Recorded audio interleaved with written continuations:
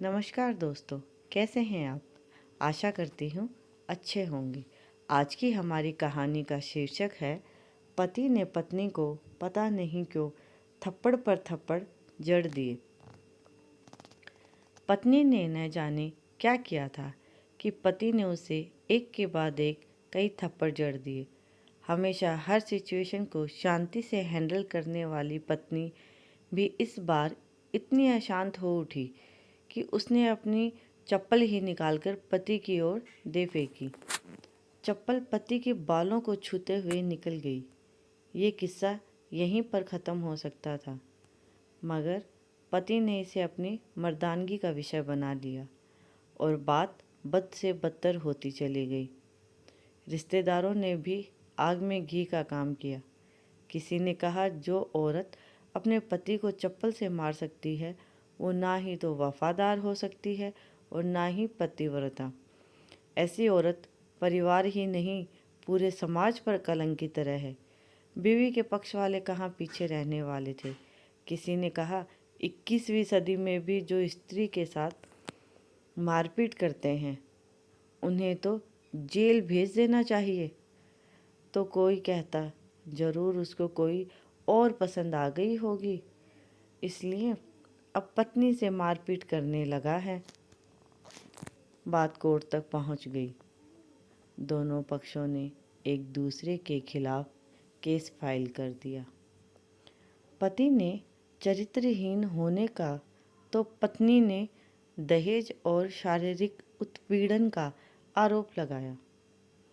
2 वर्षों से अधिक समय के लिए केस चला। इन 2 वर्षों के दौरान दोनों पति पत्नी अलग अलग रह रहे थे। इन दोनों वर्षों के दौरान दोनों पक्षों के समर्थकों की संख्या कम हो गई थी। पहले जहां दोनों पक्षों में समर्थकों का समूह होता था, अब गिने चुने लोग रह गए थे। पति और पत्नी दोनों की आर्थिक स्थिति भी इस समय के दौरान नीचे गिर चुकी थी। जिन्हें वो अपना शुभ चिंतक समझ रहे थे, पैसों की बात आते ही उन्होंने भी अपना पल्ला झाड़ दिया। अब अगर कोई देने को राजी भी हुआ तो मोटे ब्याज की शर्त पर। आखिरकार वही हुआ जो सब चाहते थे, डाइवोर्स। हर कोई खुश था। दोनों पक्षों के रिश्तेदार, उनके माता पिता और दोनों के वकील। लेकिन 5 साल की सुखद शादी और एक सुंदर बेटी होने के बाद मिले इस डाइवोर्स से पत्नी मूक थी और पति शांत। शायद ये एक इत्तेफाक ही था कि इस खुशी को मनाने के लिए दोनों पक्षों के लोग एक ही चाय की टपरी पर बैठे, वो भी आमने सामने। इत्तेफाक इसलिए क्योंकि ज़्यादातर लोग जो एक दूसरे के विरोधी थे या विरोध के पक्ष को सपोर्ट कर रहे थे, वे एक दूसरे को जानते तक नहीं थे। पति पत्नी भी इन सभी से दूर एक दूसरे के सामने मेज पर बैठे। पत्नी ने पति से कहा, अब तो खुश होगे ना, तुम्हारे मन की जो हुई, मुबारक हो, तुम भी तो आज जीत गई हो, मुझसे तलाक तो तुम्हें भी मिल गया, कॉन्ग्रेचुलेशन टू यू टू। पति ने कहा, तलाक को तुम जीत का प्रतीक समझते हो। पत्नी ने पूछा। पति चुप रहा। थोड़ी देर की शांति के बाद पति ने कहा, मुझे तुम्हें 5 लाख रुपए भी और हर महीने 8,000 देने का आदेश है।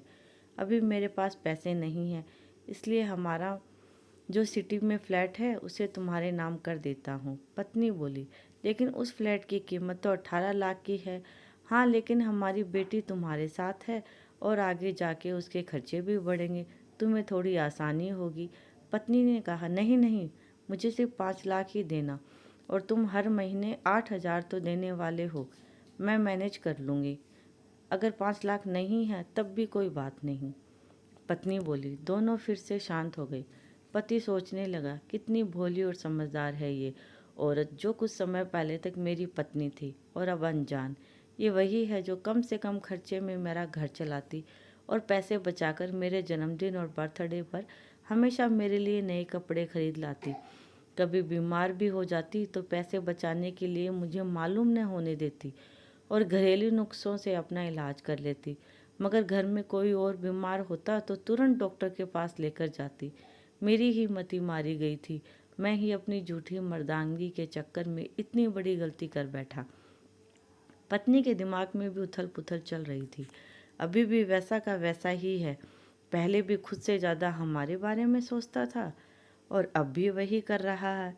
ये वही आदमी है जो मुझे एक्सीडेंट से बचाने के लिए खुद मोटरसाइकिल के आगे कूद पड़ा था और अपनी उंगली तुड़वा बैठा था। पता नहीं कौन सी मनहूस घड़ी थी जिसमें मैं इनसे लड़ पड़ी। पति ने मौन तोड़ते हुए पूछा, अब तुम्हारी कमर का दर्द कैसा है? ज़्यादा तकलीफ तो नहीं होती? पत्नी हल्का सा मुस्कुराई और बोली, अभी भी होता है। अब तो पेट में भी क्रब्स उठते हैं। वो तो होगा ही। तुम योगा या कसरत भी तो नहीं करती हो। अब किसी गायनोकोलॉजिस्ट को ज़रूर दिखा देना। पति ने कहा, तुम बताओ तुम्हारा अस्थमा कैसा है अब? क्या अब भी दौरे पड़ते हैं? पत्नी ने पूछा। हाँ पड़ते हैं, पहले से ज़्यादा, क्योंकि अक्सर इनहेलर भूल जाया करता हूँ। याद दिलाने के लिए तुम जो नहीं हो।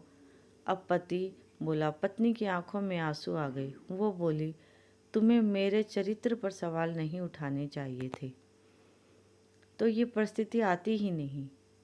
हाँ मैं जानता हूँ, तुम बहुत अच्छी हो। मुझसे गलती हो गई, बहुत बड़ी गलती। मैं लोगों के बहकावे में आ गया था। पत्नी बोली, तुमने भी तो मुझ पर दहेज का इल्ज़ाम लगाया था। वो बोला, गलत था और इस बात का मुझे भी पछतावा हुआ। पत्नी ने कहा। पति कुछ कहना चाह रहा था लेकिन हिचकिचा रहा था। पत्नी ने पूछा, कुछ कहना चाहते हो? वो बोला, क्या ये सब पहले जैसा नहीं हो सकता? क्या मतलब? पत्नी बोली, मतलब कि हम फिर से पहले की तरह पति पत्नी बनकर, सच्चे दोस्त बनकर नहीं रह सकते? पति बोला, पर ये डाइवोर्स के पेपर दिखाते हुए पत्नी ने कहा, फाड़ देते हैं। पति ने अपने पास रखे डाइवोर्स के पेपर फाड़ते हुए कहा। पत्नी ने भी अपने पास रखे पेपर फाड़ दिए। सभी हैरान थे, वकील, रिश्तेदार और माँ बाप। पति पत्नी दोनों एक दूसरे के हाथ में हाथ पकड़े अपने घर की तरफ चले गए। अगर आपको यह कहानी पसंद आई है तो प्लीज़ लाइक करें, शेयर करें एंड सब्सक्राइब करें। कहानी सुनने के लिए आपका बहुत बहुत धन्यवाद।